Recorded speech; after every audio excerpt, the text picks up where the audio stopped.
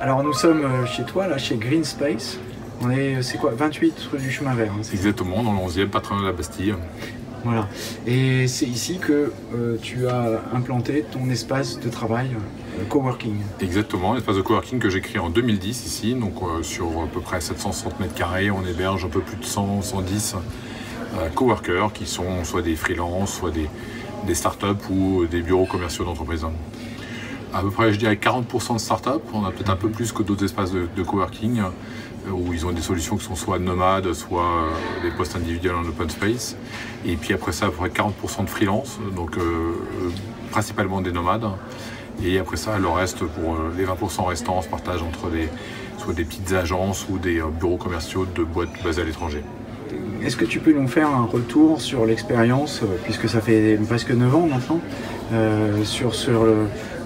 peut-être depuis le moment où tu as créé cet espace et aujourd'hui, et voir comment le travail en coworking s'est établi dans le paysage, notamment parisien. Alors oui, peut-être quelques changements importants, majeurs qui se sont passés. Je pense que le premier, c'est qu'auparavant c'était uniquement des toutes petites équipes, hein, 1, 2, 3 personnes qui venaient. Au-delà, elles considéraient que c'était trop cher pour elles et elles prenaient leur bureau en direct. Depuis, je dirais, 2 ans, 2-3 ans à peu près, on commence à voir arriver des demandes assez fréquentes de grosses équipes, de même plus de 10 personnes qui souhaitent prendre des bureaux ici. Donc c'est vrai que si on prend le ratio des mètres carrés en dessous de sa chaise, on peut se dire que ça représente assez cher, mais surtout on a accès à des espaces partagés, à une communauté, et surtout on peut se concentrer uniquement sur son business. On n'a pas besoin de s'occuper de la clim, de l'accès Internet, de la gestion des paquets rentrants et autres. Là, j'ai même vu une entreprise, c'est l'agence pour la création industrielle qui vient de s'installer ici aujourd'hui. Ils sont une dizaine, hein, c'est ça? Tout à fait. Alors là, ils ont pas mal de gens qui vont travailler de manière temporaire sur des projets. Et donc du coup qui vont être amenés à venir, à repartir, etc. Donc cette flexibilité qu'on peut leur offrir ici, auparavant ils étaient obligés de prendre des grands bureaux. En plus ils stockaient tout l'historique des prix des années précédentes. Et donc là maintenant c'est beaucoup plus flexible pour eux, une ambiance où ils ne sont pas tout seuls entre eux, dans un quartier qui est plutôt sympa aussi. Alors quels sont tes projets d'avenir? Alors je recherche un autre espace comme ça que je puisse faire l'acquisition. Du coup on est nécessairement limité dans les travaux, les investissements qu'on peut faire quand on n'est pas chez soi. Et donc voilà, le marché est un petit peu compliqué, donc ça c'est un truc qui serait sympa. Est-ce qu'on peut vous considérer comme un tiers-lieu ou comme un espace de coworking? Alors nous, dans la définition qu'on a retenue, donc on a monté un espace, un collectif, le collectif des tiers-lieux d'Île-de-France, dont je suis un des coprésidents et fondateurs. Et donc ce qu'on a retenu comme définition en tiers-lieux, c'est à la fois les coworking, les Fab Labs et les télécentres. Pour schématiser, Fab Lab c'est un coworking avec des machines et un télécentre, un coworking en banlieue. Vraiment pour schématiser. Donc voilà, donc ça se développe beaucoup. On a commencé plutôt par le coworking historiquement, parce que la demande immobilière était assez forte, notamment sur Paris. Mais à Paris et surtout à l'extérieur de Paris, on voit que notamment la partie Fab Lab se développe beaucoup plus, je pense, que le coworking. Alors justement, dans le futur, comment tu vois le développement du travail? Est-ce qu'on peut imaginer un jour où il y aura moins de salariés et surtout moins de salariés sédentaires? Alors je crois qu'au dernier des comptes du gouvernement, il y a quelque chose comme 2,8 millions de travailleurs indépendants en France. Donc c'est une augmentation assez rapide, on est je crois à plus de 10% d'augmentation par an. On est encore assez loin des taux qui sont aux États-Unis. Je crois que 40% de la population à horizon 2020 est indépendante, donc c'est encore différent. En tout cas, il y a une grosse croissance là-dedans. Donc, la freelancisation de l'économie, je pense, c'est une tendance de fond qui a besoin de lieux de travail, de sociabilisation, d'échange, d'apprentissage aussi.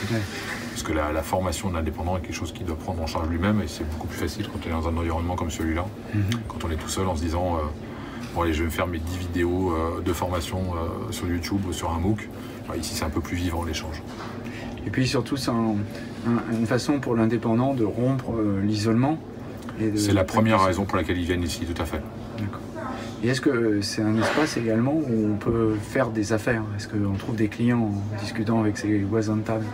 Alors c'est une des promesses assez fortes des espaces de coworking, on va dire traditionnels. notamment la mise en relation et l'animation de l'espace compte pour beaucoup. C'est pour ça que nous on fait des petits déjeuners, des after-work, enfin tout le truc un peu habituel, avec ensuite des ateliers. On cherche à présenter les uns avec les autres. Quand les gens viennent nous voir en disant j'ai besoin de telles compétences, et on est capable de les rediriger vers une personne ou une autre dans l'espace. Donc à peu près 110 personnes chez nous. On essaie de travailler sur la diversité, notamment dans le recrutement des personnes qui viennent ici. On va essayer de sélectionner et travailler sur la diversité des complémentarités des profils. Comment tu vois le paysage des indépendants comme toi? Il y a beaucoup de monde sur ce marché. Et comment tu vois le futur? Alors, ce qu'on peut regarder, c'est toujours difficile de regarder le futur, donc je vais regarder et essayer d'extrapoler entre guillemets les quelques tendances qui sont apparues récemment. Alors déjà, c'est des acteurs qui arrivent avec des moyens financiers qui sont colossaux et notamment des surfaces très très importantes. Les indépendants sur Paris étaient plutôt sur les surfaces historiquement entre 200 et 300 mètres carrés à peu près.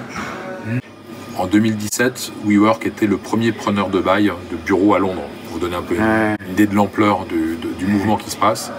Donc, tous les gros promoteurs immobiliers se disent on ne veut pas se faire intermédier. Donc, il y a une grosse crainte là-dessus. Il va acheter en bulk, il va revendre au détail, c'est lui qui va empocher toute la marge. Donc il y a une grosse crainte des gros acteurs immobiliers là-dessus. Donc ça c'est une tendance qui va continuer. Si je reprends plutôt le point de vue des indépendants, nous ça a contribué à élargir considérablement le marché, parce que ce sont des gens qui ont énormément investi en communication. Depuis 1 an et demi ou 2 ans, je pense que tout le monde a pu avoir quasiment au moins une fois par semaine dans son journal, son magazine, à la télé, à la radio, un thème sur le coworking ou sur le travail autrement, ou tous les termes qui vont autour. Donc ça a beaucoup élargi le marché. Nous, on en bénéficie assez directement. Et puis on est sur une offre qui est très différenciée, donc les gens qui viennent ici ne sont pas les gens qui vont de l'autre côté et vice-versa. Bien. Alors on va pouvoir sortir de la bulle, parce que je ne sais pas si les lecteurs vont voir, mais c'est quoi ici en fait? Alors c'est un œuf de télécabine de Megève, donc je crois que c'est la télécabine du Chamois pour la petite histoire, qu'on a récupéré, donc c'est dans une logique de upcycling, pour le transformer en salle de réunion. Et on voulait aussi faire un petit manifeste artistique en se disant voilà, le réchauffement climatique c'est une réalité, donc imaginez la montée des eaux, Megève est au bord de la flotte, on peut plus skier, mais qu'est-ce qu'on doit faire de cette télécabine? Et donc nous on les a transformés en salle de réunion, avec toutes les plantes un peu tropicales qui se trouvent autour. Parfait, merci Amaury, on va repartir à la plage. Merci Yann. Bonne journée. À bientôt.